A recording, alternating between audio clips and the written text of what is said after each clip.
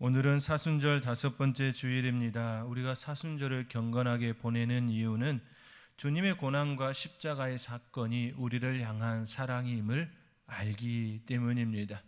주님의 고난과 십자가가 우리를 향한 사랑임을 우리는 이미 알고 있기 때문에 우리가 그렇게 경건하게 보내려 하는 것이지요. 예수님께서는 인류를 위하여 이 땅에 오셨고 자신의 모든 것들을 내어주셨습니다. 그 사랑으로 우리는 구원을 얻었습니다. 우리는 그 사랑으로 그리스도인이라는, 성도라는 아름다운 영광스러운 이름을 얻었습니다. 자신의 정체성을 아는 것은 매우 중요합니다. 왜냐하면 자신의 정체성을 바로 알 때 그 삶의 의미대로 그 정체성에 맞게 바른 삶을 살아갈 수 있기 때문입니다. 우리는 원래 죄인이었습니다. 아담의 후손, 즉 모든 인류는 하나님과 단절된 아픔을 물려받았습니다. 하나님과 단절된 우리는 결코 하나님 앞에 나갈 수 없었습니다. 하나님은 거룩한 분이시기에 죄인과 교제할 수 없기 때문입니다. 그리하여 하나님께서는 이스라엘 백성들에게 하나님께 나갈 수 있는 길을 열어주셨습니다. 그것은 바로 피의 제사입니다. 대제사장은 1년에 한 번 대속죄일에 짐승의 피를 가지고 지성소에 들어가 백성들의 죄를 속죄하였습니다. 지성소는 대제사장만이 들어갈 수 있는 곳으로 하나님을 만나고 죄사함을 받는 장소입니다. 하나님께서는 온 인류를 위하여 짐승의 피가 아닌 그의 아들 독생자 예수 그리스도의 보혈로 단번에 영원한 제사를 준비하셨습니다. 그 뜻을 따라 예수님께서는 십자가에서 자신의 피를 단번에 영원한 제사를 이루셨습니다.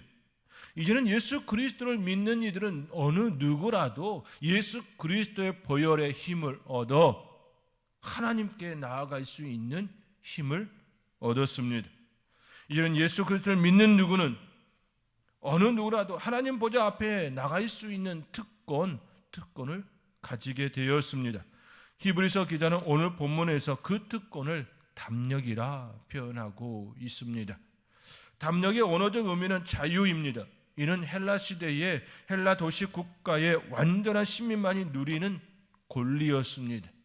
시민만이 누릴 수 있는, 노예는 누릴 수 없는 그런 삶의 모습입니다. 19절의 말씀입니다. 그러므로 형제들아 우리가 예수의 피를 힘입어 성소에 들어갈 담력을 얻었나니. 예수 그리스도의 보혈로 우리는 하나님께 나아갈 수 있는 담력을 얻게 되었습니다. 그렇습니다. 우리는 죄로 결코 성소에 들어갈 수 없었던 존재들이었습니다. 특히나 우리는 이스라엘 자손이 아닌 이방인이었습니다. 이방인인 우리까지도 예수 그리스도의 보혈로 성소에 들어갈 수 있는 담력, 그 특권을 우리는 누리게 되었습니다. 참 자유인이 되었습니다.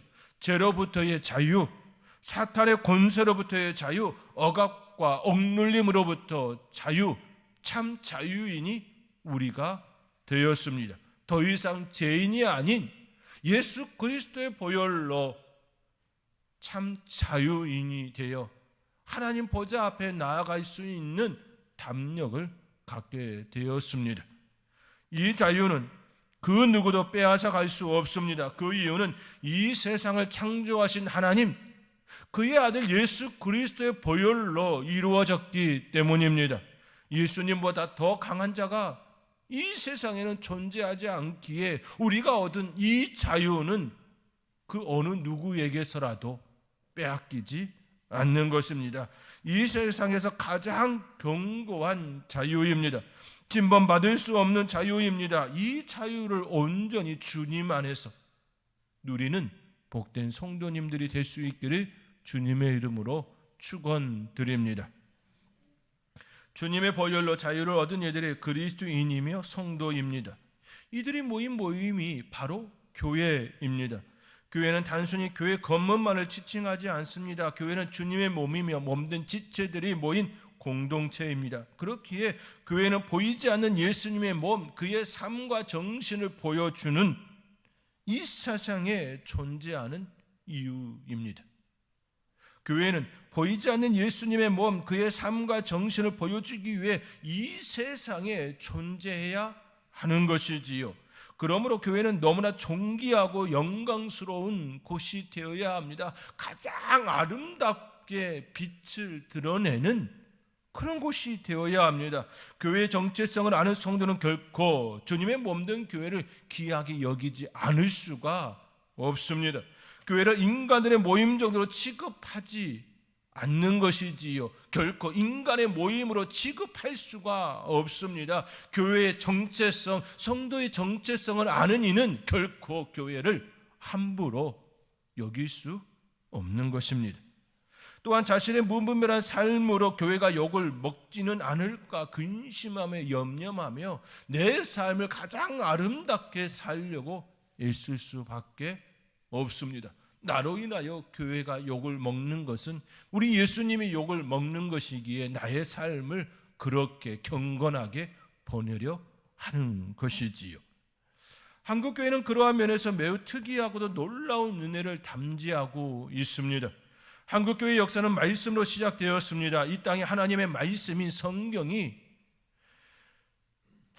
먼저 번역되어 들어왔습니다. 수많은 교회사 속에서 하나님의 말씀인 성경이 자기 나라 언어로 번역되어 들어간 역사가 없습니다. 오직 한국만이, 우리나라만이 한글 번역 성서가 먼저 번역되어 선교사님들보다도 먼저 들어왔습니다.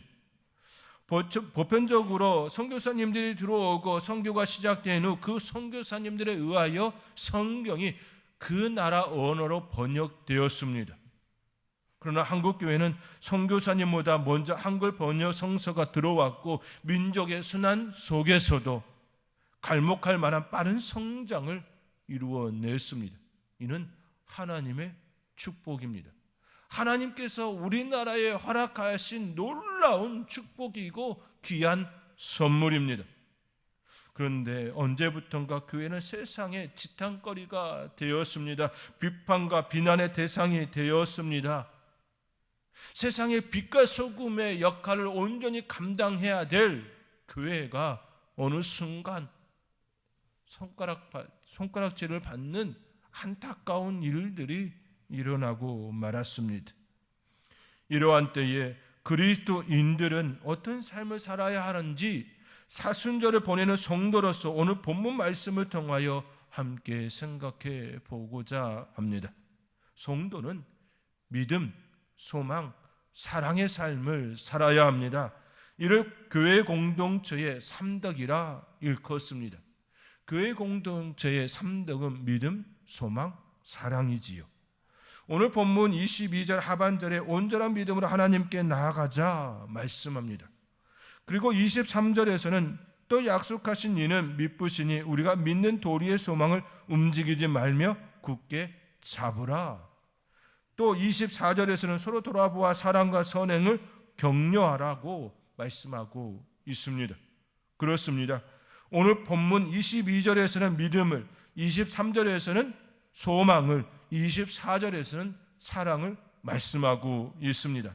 이를 다시 정리하면 성도로서 그리스도인으로서 믿음과 소망 그리고 사랑의 삶을 살라라는 말씀인 것이지요. 오늘 본문에서 가장 우리가 기억해야 할 것이 있습니다. 믿음, 소망, 사랑을 말할 때에 가장 먼저 믿음을 언급했다라는 사실입니다. 그리고 가장 나중에 사랑을 말씀하고 있습니다. 왜 그럴까요?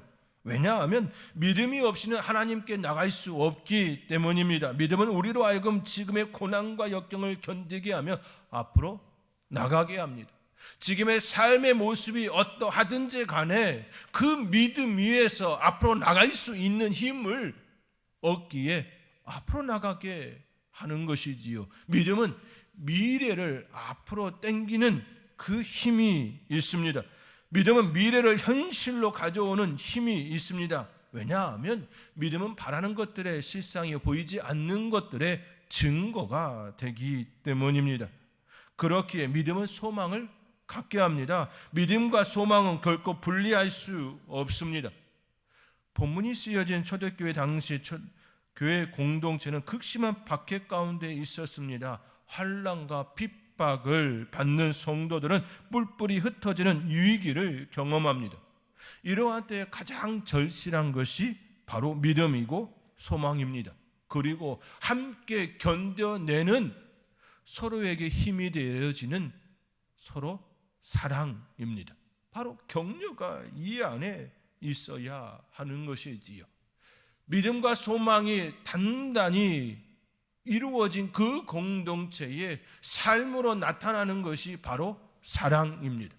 그러므로 사랑이 가장 나중에 언급되어지고 또 사도 바울 역시 믿음, 소망, 사랑 이 세 가지는 항상 있을 것인데 그중에 가장 제일은 사랑이라고 말씀하고 있는 것이지요. 그러므로 우리에게 히브리서 기자 역시 우리에게 말씀하고 있는 것입니다. 23절, 24절의 말씀, 우리 함께 23절, 24절의 말씀을 읽겠습니다. 또 약속하신 이는 미쁘시니 우리가 믿는 도리의 소망을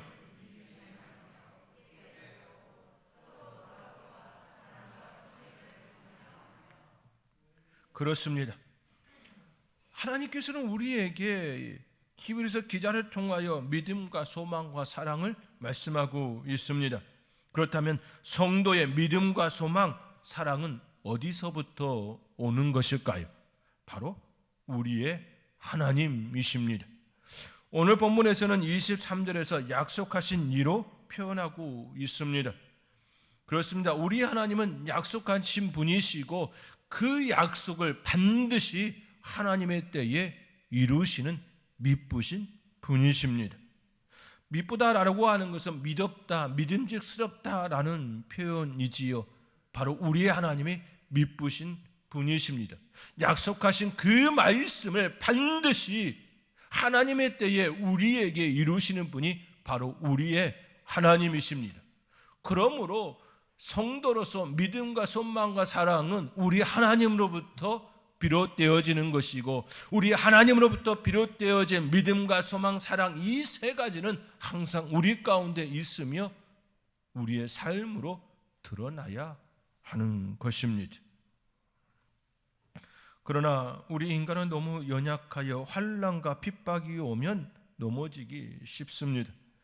특히나 믿음 때문에, 신앙 때문에 받는 핍박이라면 더더욱 더 믿음의 공동체, 교회 모임에 참여하는 것이 두려움을 느끼고 모이기에 패하는 어떤 이와 같은 모습이 일어나곤 합니다. 교회 역사 속에서 끊임없이 환난과 핍박이 일어났을 때에 신앙 때문에 일어난 그 핍박과 환난으로 인하여 교회에 모이는 것을 두려워했던 적이 있었음을 우리는 부정할 수가 없습니다. 위험한 상황이 발생하면 우리는 자기 중심적이고 이기적인 모습을 드러낼 때가 많습니다. 지금 우리는 공동체성보다는 개인성이 더 중요시하는 시대를 살아가고 있습니다. 만남과 관계가 지극히 계산적입니다. 나에게 이익이 될까 손해가 될까를 늘 따지면서 사람을 대하곤 합니다. 부부나 형제 간에도 손익을 계산하는 세상이니 다른 관계는 말할 필요가 없습니다. 그렇다 보니 만남과 관계가 피상적이고 형식적입니다. 충격이 생기면 쉽게 깨어지고 무너지는 그런 사회 가운데 우리가 살아가고 있습니다. 사랑하는 성도 여러분, 우리는 언제든지 어려운 상황에 놓일 수 있습니다. 나의 이웃만이 어려운 상황에 놓이는 것이 아니라 나 또한 그 어려운 상황에 놓일 수 있습니다. 그때 우리에게 필요한 것은 믿음, 소망, 사랑입니다. 사랑으로 결속된 공동체는 쉽게 무너지지 않습니다. 성냥개비 하나는 쉽게 부러지지만 한 묶음의 성냥개비는 결코 쉽게 부러지지 않습니다. 믿음과 소망, 사랑으로 결속된 가정 공동체는 쉽게 무너지지 않습니다. 믿음, 소망, 사랑으로 결속된 교회 공동체는 쉽게 무너지지 않습니다. 그러므로 우리는 믿음, 소망, 사랑 가운데에 함께 하나된 모습을 가져야 하는 것입니다. 서로가 서로를 돌아보는 그런 존재가 우리 가운데 일어나야 하는 것입니다. 오늘 본문 24절에서도 서로 돌아보아 격려하라 말씀하는 이유가 바로 여기에 있는 것입니다. 여기서 돌아보다는 단순히 형식적으로 둘러보는 것이 아닙니다. 자세하게 깊은 관심을 가지고 나의 이웃을 향하여, 우리의 성도를 향하여 바라보는 관점입니다. 그냥 보았을 때는 보이지 않고 몰랐던 부분이 마음을 써서 주의 깊게 보면 보이기 시작합니다. 형제의 표정이 어두운 그 모습이 눈에 들어오기 시작하고 관심을 갖게 되는 것이지요.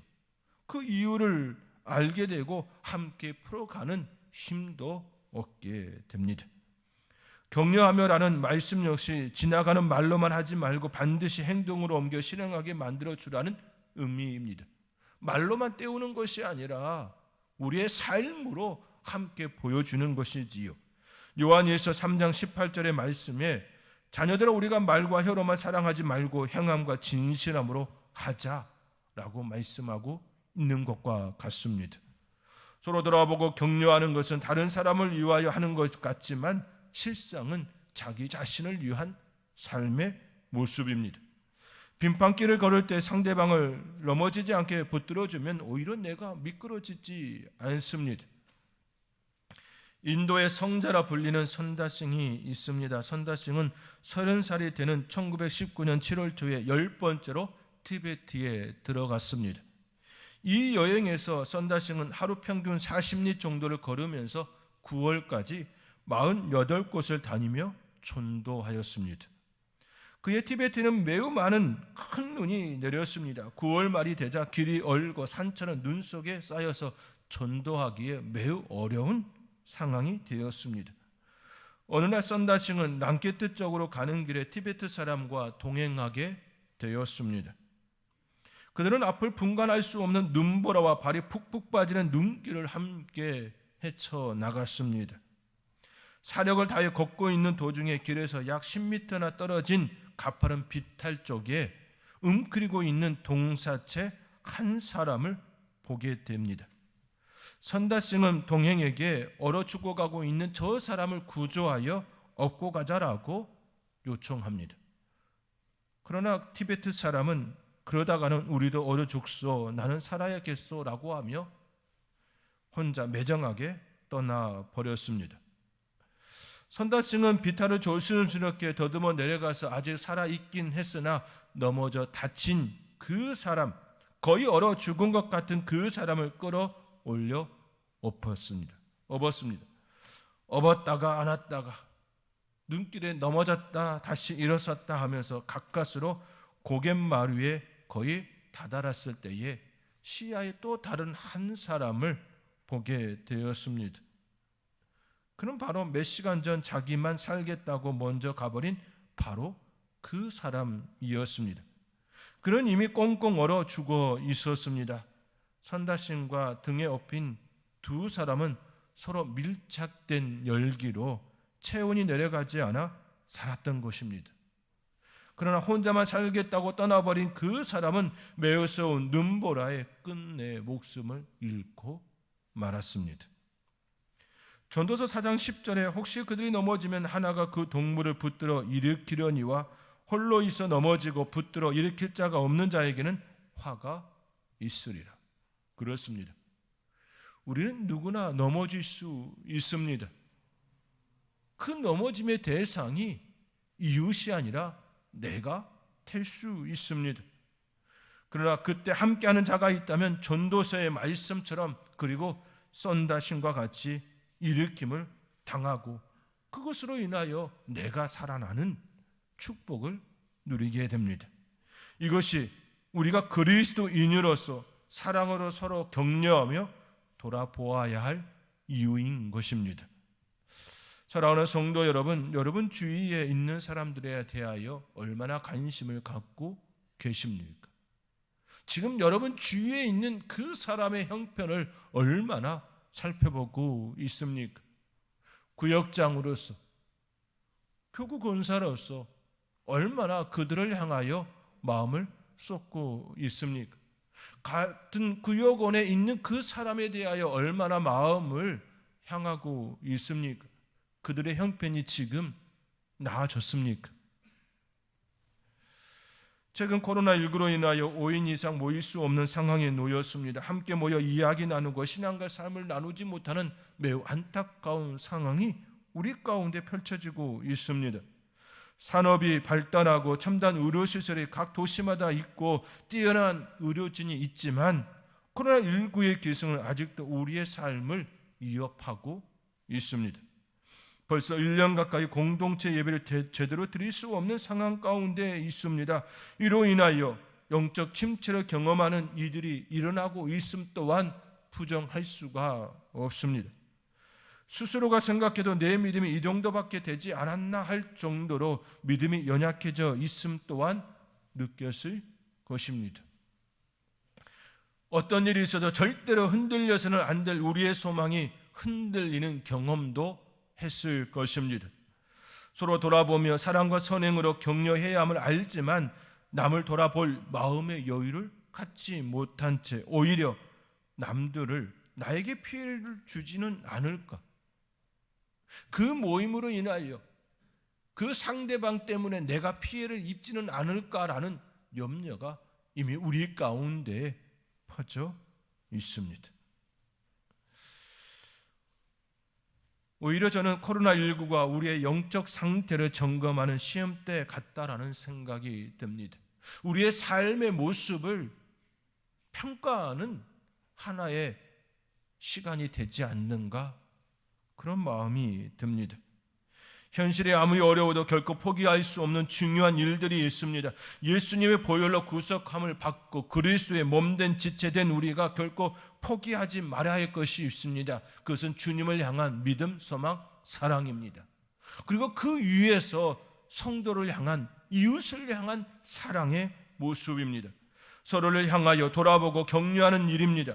이러한 은혜가 저와 여러분 가운데 온전히 일어날 수 있기를 주님의 이름으로 축원드립니다. 이제 마지막으로 일마 루돌프의 이야기를 들려드리며 말씀을 마치고자 합니다. 일마 루돌프는 미국 테네시주 북부 클락스빌 흑인 빈민가에서 22명의 형제 중 20번째 아이로 태어났습니다. 2kg의 미숙아로 태어난 그녀는 계속해서 병원 신세를 져야 했습니다. 급기야 4살 때 성홍열과 폐렴 합병증으로 왼쪽 다리가 마비되는 소아마비에 걸렸습니다.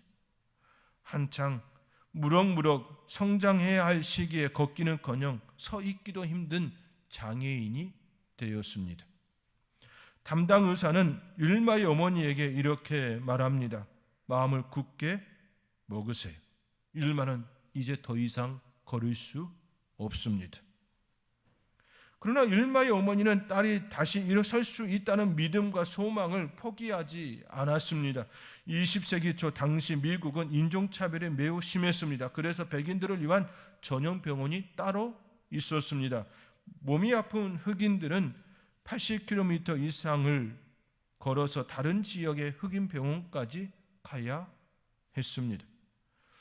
하지만 율마의 어머니에게 먼 거리는 전혀 문제가 되지 않았습니다. 항상 새벽 4시에 일어나 농장에서 일했음에도 병원 진료를 위하여 일주일에 2번씩 율마를 등에 업고 승객들로 가득 찬 만원 버스에 올라 왕복 160km를 오갔습니다. 오직 자녀를 향한 사랑, 하나님을 향한 믿음 가운데 그에게 소망을 두었기 때문입니다.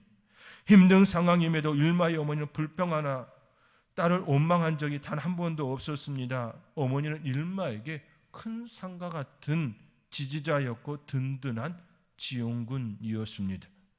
어머니뿐만 아니라 율마의 모든 형제가 번갈아 그의 아픈 다리를 주무르고 재활 운동을 도왔습니다. 율마의 회복을 위한 치열한 사랑을 시작한 것입니다.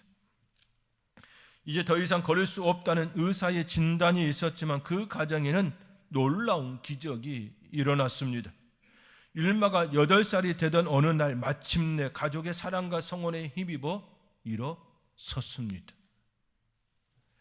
그날은 가족 모두에게 축제와도 같았습니다. 모두 감격에 젖어 흐르는 눈물을 감출 수가 없었습니다. 그러나 일만은 일어선 것에 만족하지 않았습니다. 또다시 꿈을 꾸고 도전합니다. 한번 생각해 보시기 바랍니다. 보통 아이가 태어나고 첫돌이 되어지는 그때에 보통 일어섭니다. 이것은 보통의 모습입니다. 그러나 율마는 8살이 되는 그때 비로소 일어났던 것이지요. 율마는 곧바로 걸음마 훈련에 들어갔습니다. 그리고 9살이 되던 해 피눈물 나는 노력 끝에 보조기구의 힘을 빌려 걷기 시작했고 절룩거리며 스스로 학교를 가게 되었습니다. 그 율마는 더 큰 꿈을 품었습니다. 어느 날 절뚝거리며 걷던 율마는 의사가 계속 만류했음에도 보조기구를 벗어 던졌습니다. 그 모습은 매우 가관이었습니다. 율마는 춤추듯 힐청거리며 걸었습니다. 한번 생각해 보시기 바랍니다. 다리에 힘이 없지요. 그러나 그 힘 없는 다리로 한 걸음 한 걸음 걷는 그 모습, 얼마나 사람들로 하여금 그렇겠지요. 그러나 이 모습은 기적의 시작일 뿐이었습니다. 율마 준비돼서 어서 농구공 가지고 나와. 농구 선수인 율마의 큰언니는 동생을 위해 매일같이 농구 게임을 했습니다. 12살 무렵 비록 교정화를 신어야 했지만 율마는 거의 완치에 가까웠습니다. 율마의 도전은 여기에서 멈추지 않았습니다. 그는 걷는 율마에서 달리는 율마로 기적을 이뤄냈습니다. 걸을 수 없다라고 하는 의사의 진단이 있었지만 그는 걷고 달리는 율마가 된 것입니다. 율마는 운동선수가 되고 싶다는 꿈을 꾸었습니다. 서지도 걷지도 못했던 고통에서 벗어나 이제 걷고 뛰게 되었으면 그것으로 충분하지 않겠는가라는 것이 일반적인 생각일 겁니다. 운동선수가 되겠다는 율마의 꿈은 가당치 않은 것이라고 여길 수도 있습니다. 그러나 놀랍게도 중학교 때 농구를 시작한 율마는 고등학교 시절에는 주전 선수가 되어 테네시 주에서 우승의 영광을 안게 되었습니다. 그는 자서전에 이렇게 남겼습니다. 의사들은 내가 다시 걸을 수 없을 거라고 말했습니다. 그러나 어머니는 할 수 있다고 말씀하셨고 나는 어머니를 믿었습니다. 바로 믿음이지요. 상처를 별로 바꾼 흑인 소녀 율마 루돌프의 인간 승리 드라마는 지금부터가 진짜입니다. 지금까지의 이야기는 서막에 불과합니다. 어느 날 율마에게 깊은 인상을 받은 테네시 주립대학교 여자 육상부 감독 에드 템플은 율마를 여름 캠프에 초대합니다. 율마는 기쁜 마음으로 여름 캠프에 참여했고 여름 내내 달리기 실력을 마음껏 뽐내었습니다. 하루는 율마가 템플 감독에게 말합니다. 세상에서 가장 빠른 육상 선수가 되고 싶습니다. 그러자 감독은 너는 해낼 수 있어 내가 도와주마 대답합니다. 1956년 율마는 호주 멜버른에서 열린 올림픽에 미국 여자 육상 대표로 출전하였습니다. 100m, 200m 선발전을 통과하지는 못했지만 400m 계주에 나갈 수 있었습니다. 400m 계주에서 율마는 최선을 다해 동메달을 따냈습니다. 4년 후 율마는 대학 육상부 동료들과 함께 로마 올림픽에 미국 여자 육상 대표로 출전합니다. 그 무렵 율마의 명성은 육상 선수로 점점 높아졌지만 그가 개인 경기에서 메달을 거머쥘 것이라고 예상하는 사람은 거의 없었습니다. 그러나 사람들의 예상을 깨고 율마는 100m 개인전에서 금메달을 땄습니다. 율마의 도전을 멈추지 않았습니다. 다음 날 200m 경기에서도 세계 신기록을 내며 금메달을 땄습니다. 드디어 400m 계주가 열리는 날이 되었습니다. 올림픽 주 경기장은 관중으로 가득 찼습니다. 곧 여자 육상 400m 계주가 시작되었습니다. 사람들은 온통 트랙 위의 주자들에게 집중되었습니다. 출발 총선과 함께 줄곧 선두를 지킨 미국 여자 육상 선수들은 마지막 주자 일마에게 바통을 넘겨주었습니다. 그러나 잠시 그가 바통을 더듬는 사이 다른 두 명이 그 옆을 앞질러 가고 말았습니다. 그러나 다음 순간 사람들의 입이 딱 벌어지고 말았습니다. 기적이 일어났습니다. 일마가 팔을 피스톤처럼 흔들면서 놀라운 속도로 트랙 위를 날아가듯 그들을 앞질렀습니다. 윌마는 선두를 탈환했고 1등으로 결승선을 통과했습니다. 윌마 누돌프는 여성 최초로 올림픽 3관왕이 되었습니다. 소아마비에 걸린 가난한 흑인 소녀가 모든 장애물을 극복하고 당대의 가장 빠른 여성이자 전 세계의 수많은 사람에게 사랑받는 사람이 되었습니다. 사랑하는 성도 여러분, 율마에게는 그를 사랑하는 어머니와 가족이 있었습니다. 그들은 성전 미문에서 구걸하였던 나면석 못 걸었던 이가 은과 금은 내게 없거니와 내게 있는 이것을 내게 주노니 나사렛 예수 그리스도 이름으로 일어나 걸어라 말하며 오른손을 붙잡고 일으켰던 베드로의 믿음처럼 일마를 일으켜 세웠습니다. 그리고 일마는 그들의 믿음과 소망 그리고 사랑으로 일어나 걸었고 뛰었고 올림픽 3관왕을 차지하는 여성이 되었습니다. 의사는 더 이상 걸을 수 없다고 진단하였습니다. 그러나 그녀는 가족의 믿음과 소망, 사랑 그것으로 승리하였습니다. 이것이 바로 그리스도인이 성도가 가져야 할 모습입니다. 성도로서 믿음과 소망, 사랑 이 세 가지의 모습이 우리의 삶에 나타남으로 우리 이웃들에게 진정한 빛과 소금, 희망이 되어지는 복된 성도님들이 될 수 있기를 주님의 이름으로 축원드립니다.